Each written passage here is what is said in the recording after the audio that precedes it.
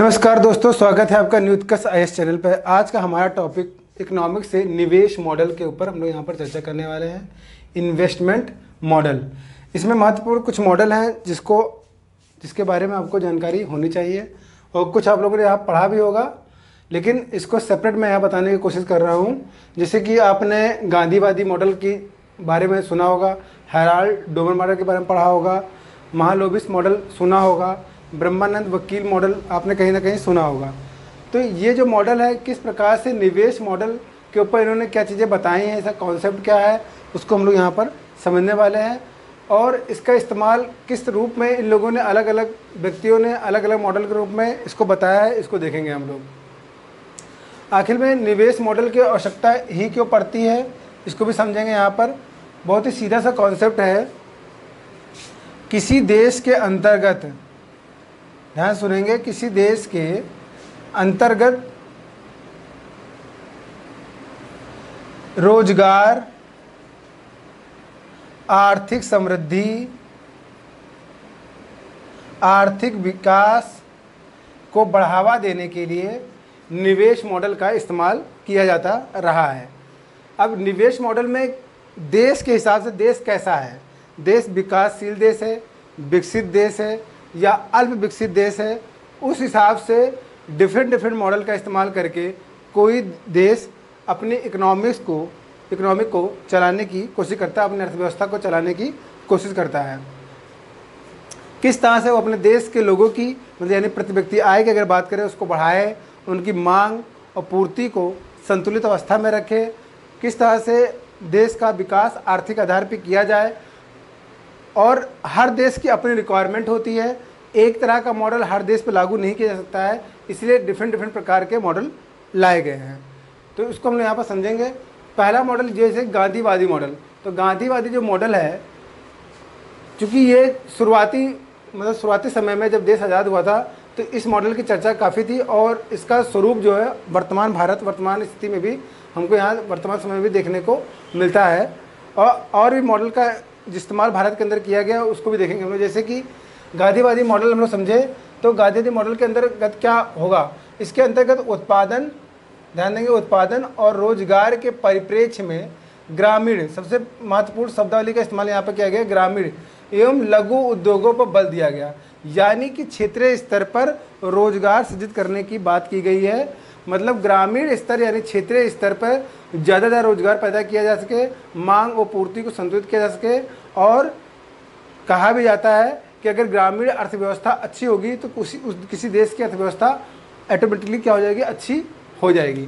तो गांधीवादी मॉडल की चर्चा शुरुआती समय में यानी देश की आज़ादी के समय काफ़ी रहा और इसका इस्तेमाल भी काफ़ी लघु उद्योग के रूप में, आप लोग लघु उद्योग सुनते होंगे, तो लघु उद्योगों के रूप में आप लोग जब कोई चीज़ पढ़ते इकोनॉमिक्स के अंदर लघु उद्योग, तो समझ लीजिए इतना से वहाँ पर गांधीवादी मॉडल का ही इस्तेमाल किया गया है। लघु उद्योग कहाँ लगता है, जहाँ पर भारी मशीनरी का इस्तेमाल नहीं किया जा सकता है, जहाँ पर ज़्यादा खर्चे की जहाँ आवश्यकता होती है, जहाँ पैसे का इन्वेस्टमेंट की जरूरत होती है, वहाँ पर गांधीवादी मॉडल नहीं लागू किया जा सकता है। जहाँ पर जैसे हथकरघा उद्योग की हम लोग बात करें, तो ये क्या है, लघु उद्योग की श्रेणी में आता है, तो इसको गांधीवादी मॉडल के अंतर्गत लगाया जा सकता है। ठीक है, अब देखते हैं Herald Domar model. Herald Domar model जो होता है देश की आज़ादी समय इसका भी इस्तेमाल काफ़ी किया गया। जब प्रथम पंचवर्षीय योजना आई थी तो हेराल्ड डोमर मॉडल के आधार पे ही इसको लाया गया था। किसी अर्थव्यवस्था, इसमें देखिए क्या था, किसी अर्थव्यवस्था में बचत, पहला शब्द क्या है, बचत के स्तर एवं पूंजी उत्पाद के अनुपात से ही आर्थिक समृद्धि की दर का निर्धारण होता है। तो दो चीज़ें से बचत की बात की गई है और पूंजी उत्पाद की बात की गई है। मतलब बचत और पूंजी उत्पाद एक आधार होगा हेराल्ड डोमर मॉडल का। जब प्रथम पंचवर्षीय योजना लागू की गई थी तो हेराल्ड डोमर मॉडल का ही इस्तेमाल किया गया था।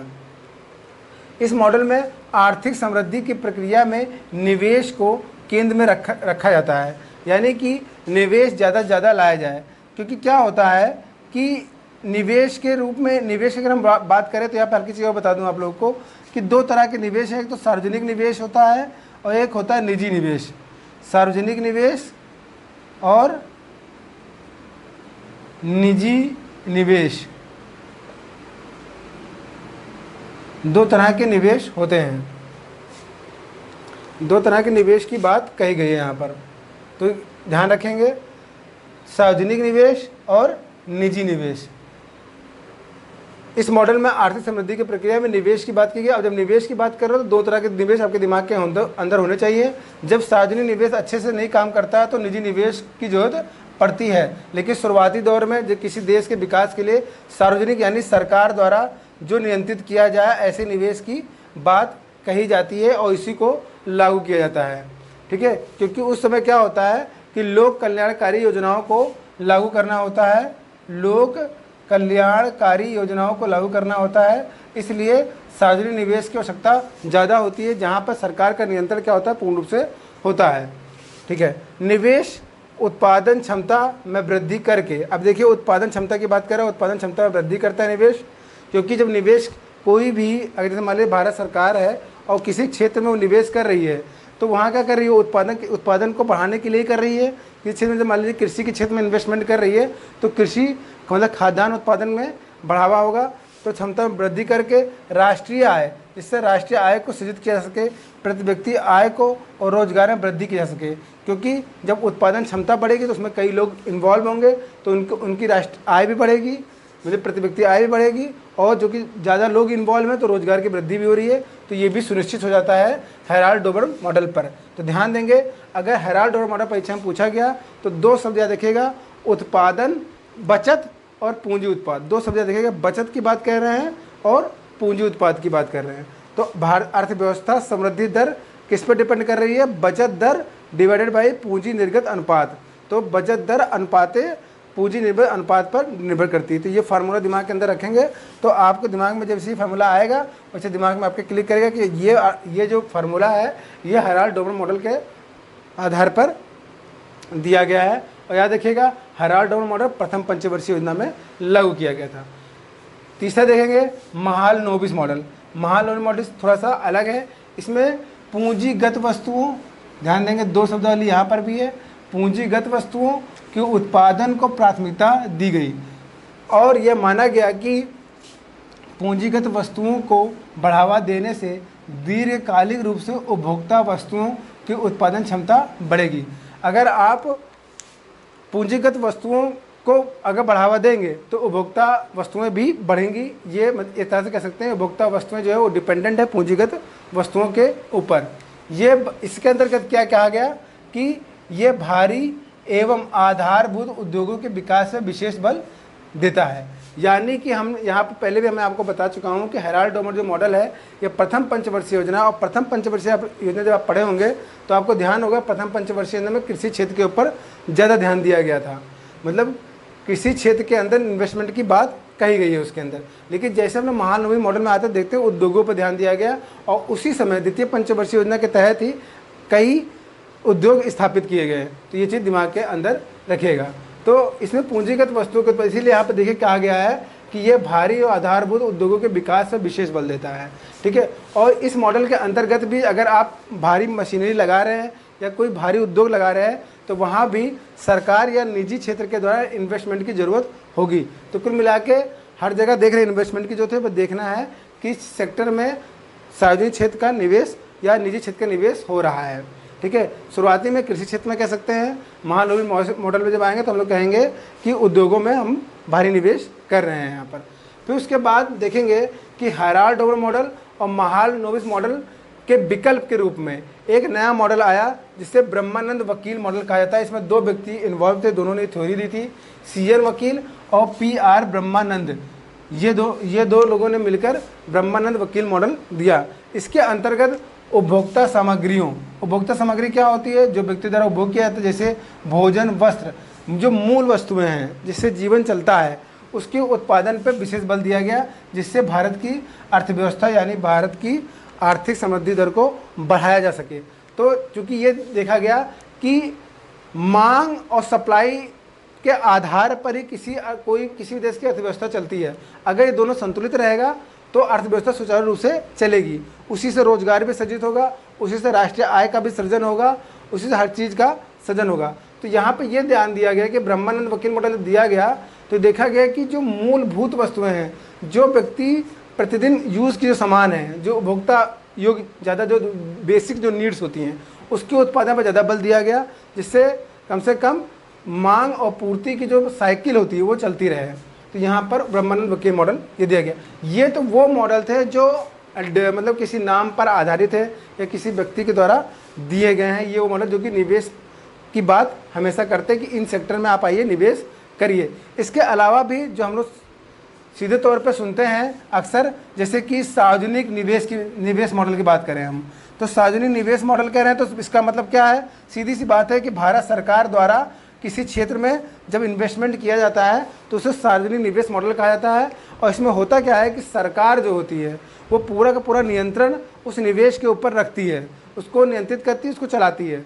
फिर दूसरा मॉडल जब कहा जाता है निजी क्षेत्र के अंतर्गत, यानी निजी निवेश मॉडल की बात कर रहे हैं। जब निजी निवेश मॉडल आता है तो वहाँ पर सरकार नहीं निवेश करती है, निजी सेक्टर की डिमांड होती है, क्योंकि जब ज़्यादा पैसा लगाने की बात आती है तो निजी क्षेत्र आ जाते हैं। ठीक है, जब देखा जाता है कि सरकार उतना ज़्यादा इन्वेस्टमेंट नहीं कर पा रही क्योंकि उसको लोक कल्याणकारी व्यवस्था को भी देखना है, तो वो निजी क्षेत्र की बात करते हैं। तो जब निजी क्षेत्र, तो निजी क्षेत्र उसको नियंत्रित करती है। लेकिन एक मॉडल और आता है निवेश मॉडल, जिसे बोलते हैं PPP मॉडल, PPP मॉडल, यानी पार्टनरशिप। यहाँ देखिए पी का जो मतलब है प्राइवेट, PPP यानी पब्लिक प्राइवेट और पार्टनरशिप,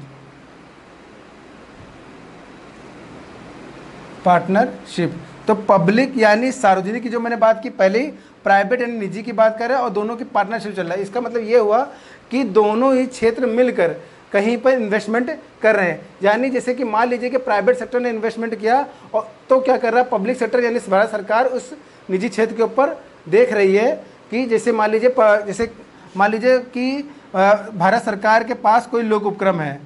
उदाहरण के रूप में देखते हैं, भारत सरकार के पास कोई उपक्रम है, लोक उपक्रम है, कोई कंपनी है जिसको उसने कुछ समय के लिए निजी क्षेत्र के हाथों में कुछ शर्तों के आधार पर दे दिया है। अब निजी क्षेत्र उस लोक उपक्रम के माध्यम से उत्पादन करेगी और लाभ कमाएगी, ठीक है, लेकिन कुछ समय के लिए। उसके बाद फिर क्या होगा, उसके ऊपर नियंत्रण क्या हो जाएगा, पब्लिक सेक्टर का यानी भारत सरकार का नियंत्रण। मतलब भारत सरकार नियंत्रण तो रहेगा, लेकिन कुछ टाइम के लिए उस क्षेत्र के अंदर प्राइवेट सेक्टर इन्वॉल्व हो जाएगी।